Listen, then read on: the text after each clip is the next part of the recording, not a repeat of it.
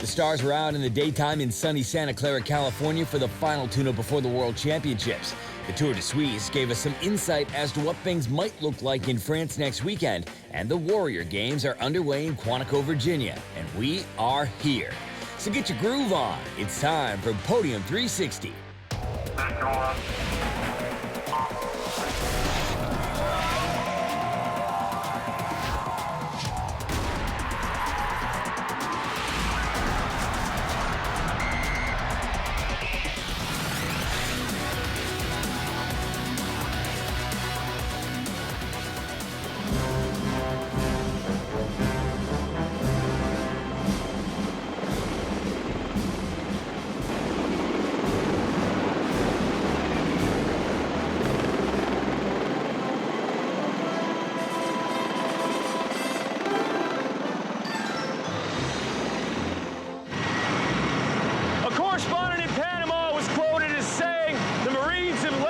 Situation is well in hand.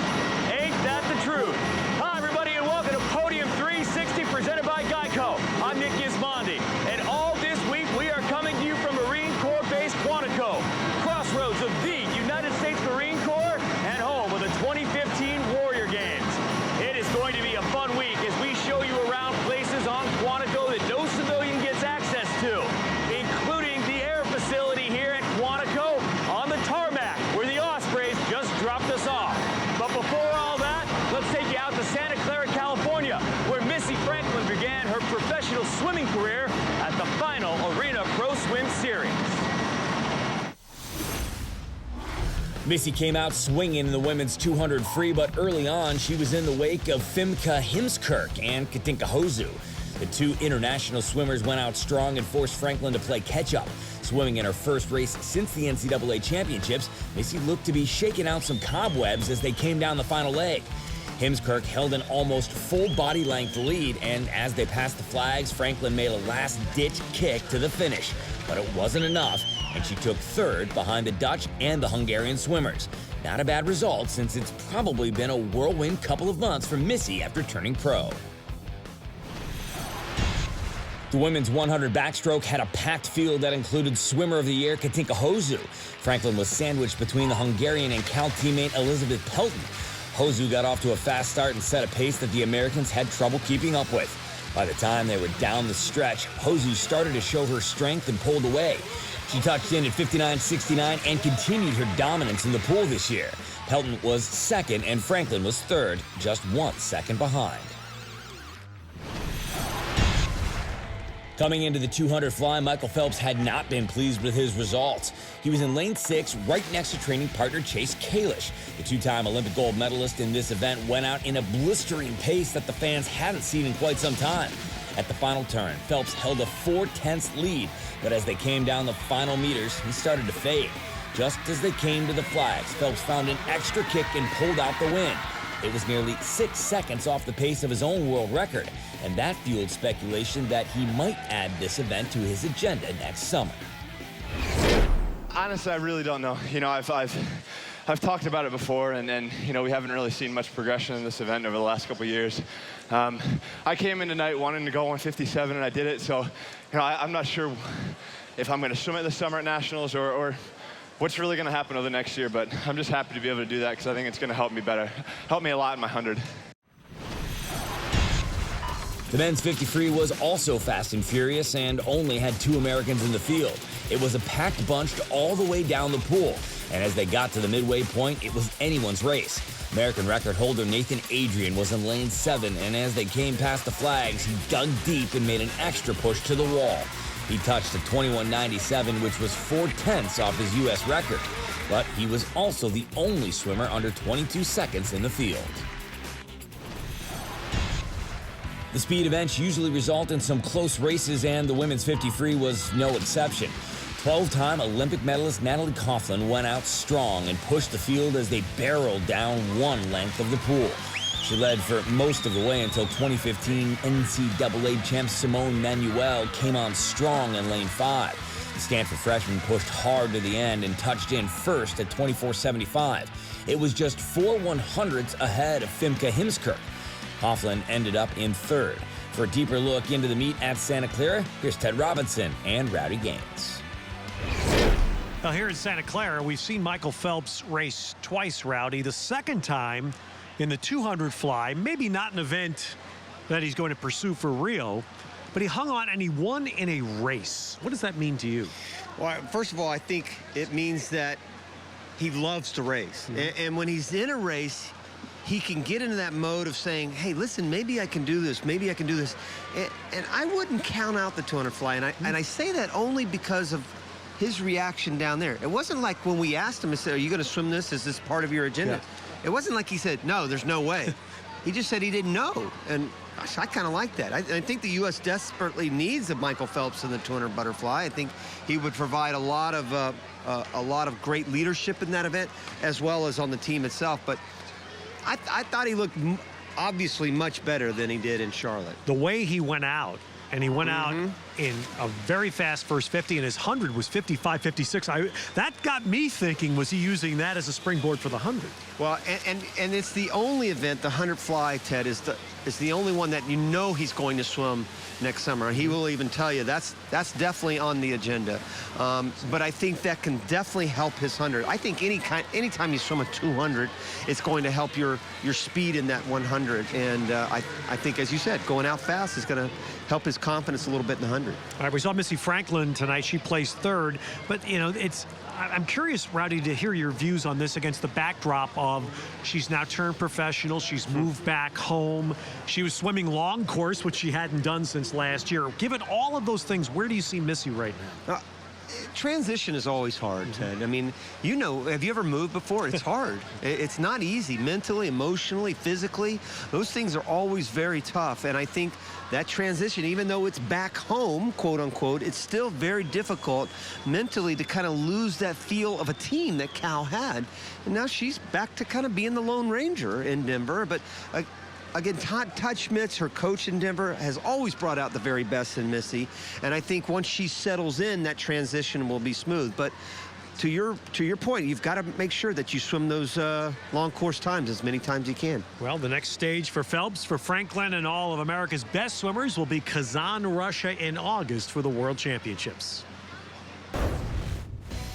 Time to dry off and hit the road. Coming up, we head to the Tour de Suisse. It's traditionally been a great indicator to see which cyclists might be contenders for the Tour de France.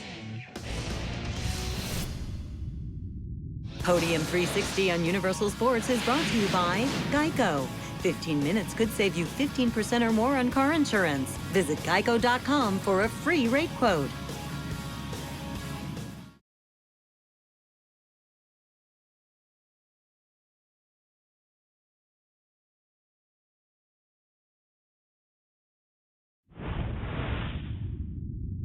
Time for some news and notes. 8 sports that are vying for inclusion in the 2020 Olympics have been granted the opportunity to present their case to the Tokyo Organizing Committee on September 30th.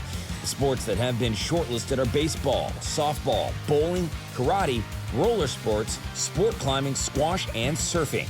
These sports will be evaluated and pared down to be presented to the IOC in 2016. Two-time Olympian Sean Rosenthal has decided to withdraw from the World Beach Volleyball Championships starting this weekend.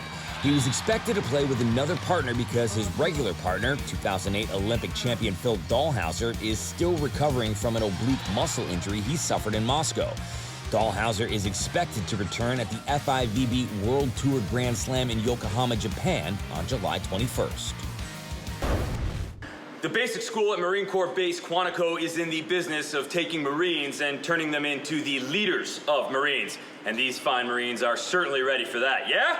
Hoorah! If you want to learn about the business of sport, well then you have to tune in to Beyond the Medals on Universal Sports. With the Beyond the Medals News Minute, here's the host, Rick Horrow.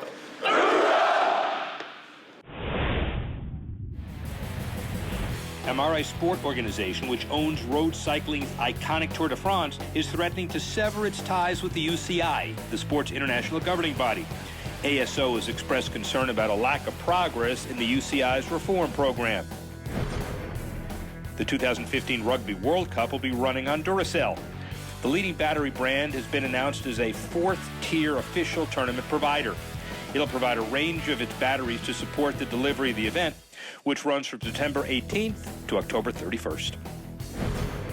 As the first edition of the European Games is coming to a close, organizers are claiming that Baku, Azerbaijan has proven worthy of being granted the Olympic Games. Fueled by its oil riches, the Azerbaijan government has spent nearly $10 billion on venues, infrastructure, and transportation systems for the inaugural European Games. Baku made failed bid attempts for the 2016 and 2020 and has not made public if they plan to bid for the 2024 Games. They have until September 15 to make their intentions known. We're standing atop the air traffic control tower at Marine Corps Air Facility Quantico, where on any given day it's a hubbub of activity, whether it's training flights, presidential support flights, or Chinooks rolling out for takeoff. It is one of the reasons why they call Quantico the crossroads of the Marine Corps. And speaking of tune-up and training, the Tour de Suisse is a tune-up for the Tour de France that begins Independence Day weekend. Last we left you, Stage 5 had been completed, and Frenchman Thibaut Pinot had a 47-second lead over the field. Stage 6 was another sprint stage with a bit of a punchy climb, and in an expected bunch sprint, it was Tinkoff Saxo that pulled well on the lead in the final 2 kilometers. Coming into the final 200 meters, the last lead-out man pulled off, and that's when Peter Sagan came flying from the pack to easily take his second stage win of the Tour. The win also tied Sagan for the most stage wins all time at the Tour de Suisse. Lead-out trains were the story of the stage, with Tinkoff Saxo and Katusha out in front for their sprinters. Christoph went out first, leading the charge in the final 400 meters. Peter Sagan tried to stay with him, but got boxed in against the rail. And even though he managed to get out, he just didn't have enough road in the end. Christoph just edged him out for the stage win and his 18th overall victory this season. A large group broke away from the peloton early in Stage 8 and attempted to carry on themselves for most of the 152.5-kilometer ride. GC leader Thibaut Pinot had lost valuable seconds in the 2 previous stages and needed a good result here to have a chance to hold on to the yellow jersey. Towards the end of the stage, Astana's Alexei Lutsenko made his move to the front. He was joined by an absolutely exhausted Jan Bakelants, who didn't pose any threat to Lutsenko, and he easily rode in for the Stage 8 win. The GC riders crossed moments later, and even though Pinot held the yellow jersey going into the final stage, Sky's Geraint Thomas made up valuable seconds and trailed Pinot by just 34 seconds in the GC. The final stage of the Tour de Suisse was a hilly 38.4-kilometer individual time trial. Thibaut Pinot remained in yellow, but didn't really stand a chance to keep the GC lead because he's not a great TT rider. Tom Dumoulin put in another impressive time trial ride and came across the line in 48.36, setting the time to beat. Katusha's Simon Spilak was 13 seconds behind Geraint Thomas in the overall classification coming into Stage 9, but the Slovenian put in an amazing solo ride on the ITT. Spilak finished the time trial 18 seconds behind Dumoulin and was second overall. The unexpected result gave him a legitimate shot at winning the GC. Geraint Thomas rode in next, and he and Spilak's times were back and forth the whole ride. It looked as if it would come down to mere seconds to decide the overall. Thomas was solid coming into the stretch, but in the final turns he lost some momentum. The Sky Rider just didn't have enough in the end and finished a disappointing 5th in the stage. But what was even more crushing was the 5-second gap in the overall GC. And that gave the Tour de Suisse title to Simon Spilak of Team Katusha by 5 seconds over Geraint Thomas of Team Sky. Tom Dumoulin rounded out the podium, and Thibaut Pinot, who held the yellow leader's jersey for most of the race, finished in 4th. For more on the final stage and the overall GC of this year's Tour de Suisse, here's Steve Schlanger and Todd Gogolski. All right, thanks, Nick. Well, not often do you have a race that's 9 days long, covers hundreds of miles, mountaintop finishes, lumpy terrain, time trials, and it all comes down to just 5 seconds at the end. That's what happened at the Tour de Suisse, and Simon Spilak coming from behind, pulling out the win. Just incredible final time trial, and we even have Tom Dumoulin pulling very close into the 3rd spot. So the top 3 guys overall separated by 19 seconds. And Spilak, with a career-defining time trial, to get the biggest win in a stage race he's ever had. It's just a massive victory for him. Outside of Spivak and the overall, what was the other next biggest story to come out of this race in your mind? I think a couple of things. Leading into the Tour de France, which all the riders are always focused on, Tom Dumoulin, who won the opening prologue time trial and the closing stage 9 time trial, looks to be probably the favorite for the opening prologue at the Tour de France in Utrecht in the Netherlands, in his home country. So that should be a really good thing for him. He should be very happy. The other thing is continuing to see Peter Sagan. He started winning at the end of May in the Tour of California, kind of getting his season going, picked up a couple of stage wins in Switzerland. He's got to be happy about that, and his team has put him under a lot of pressure, so that's a nice thing for him, and he'll have good momentum. And a lot of riders bringing good form to France for the month of July. The Tour de France should be very exciting, but going to be hard to top the finish we saw here, as once again, Simon Spivak wins the Tour de Suisse by 5 seconds. Thanks, Nick. We told you about the European Games a bit earlier. Now it's time to take you to Baku, Azerbaijan to actually see the events. It's good summer fun as we hit the beach and the pool on the Caspian Sea.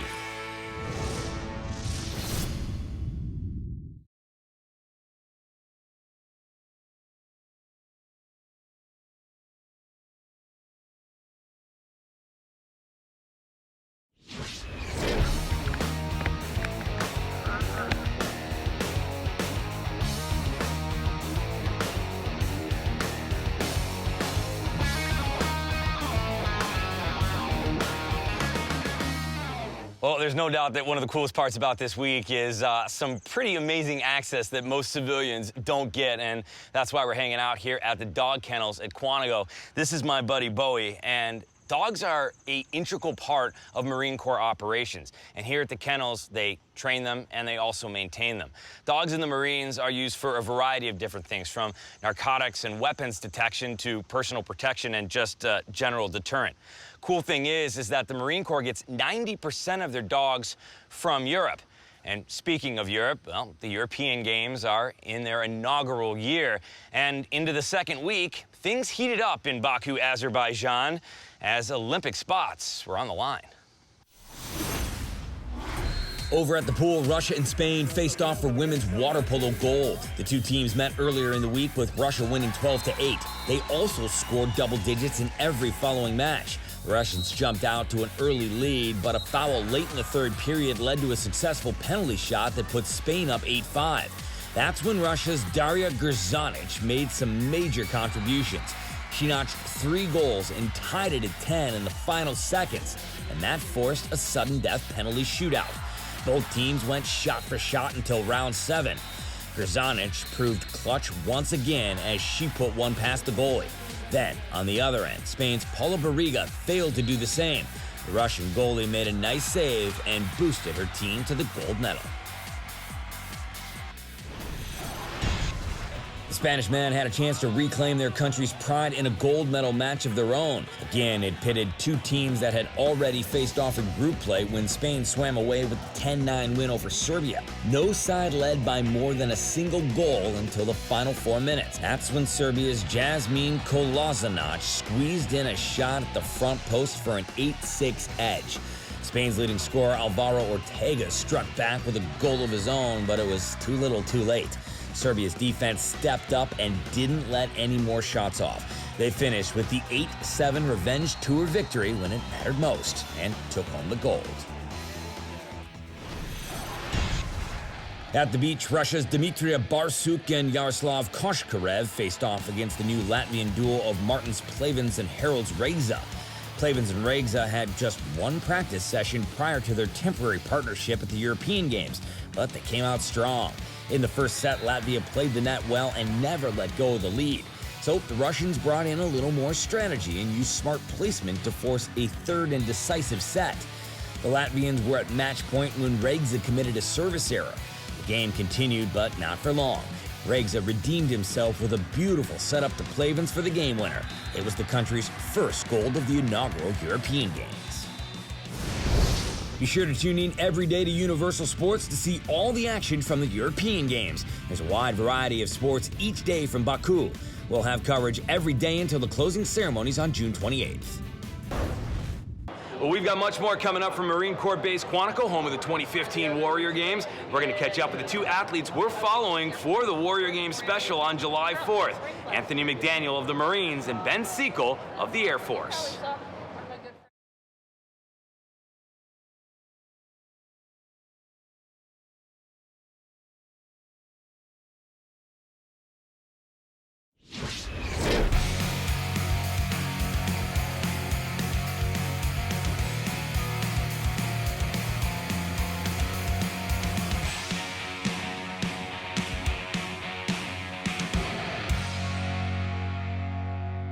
We're standing in a hangar right now at Marine Corps Air Facility Quantico, where right behind me is the CH-46. It's one of the last CH-46 flown in presidential support missions. The Marine Corps has a proud history and tradition of flying support for presidents. And just to the right of me, past this hangar, is where the 2015 Warrior Games are going on. It is a yearly competition meant to inspire, meant to heal, and meant to help out our country's wounded veterans. We caught up with the two subjects of the Universal Sports Program, Marine Anthony McDaniel and Airman Ben Siegel. Atmosphere here at the Warrior Games is all love, you know, it's you know, but beyond imaginable. Like, you know, you have to be here to really witness it, you know. As far as being a popular figure, it's kind of true, but, you know, I'm just me, you know, like, you know, regardless of how people look at me, I'm gonna always be me regardless. A lot of us, I've talked to almost everybody in this gym right now, and you're not gonna hear one sad story. You're gonna hear people say, yeah, that was cool, that happened to me, but this is what I'm doing now. It's a story of resilience, it's a story of people overcoming adversity. And I think in this day and age, and this time we're going through in our country, that's the story that we're trying to put out, that no matter what comes, no matter what happens to us, there is a way to overcome it.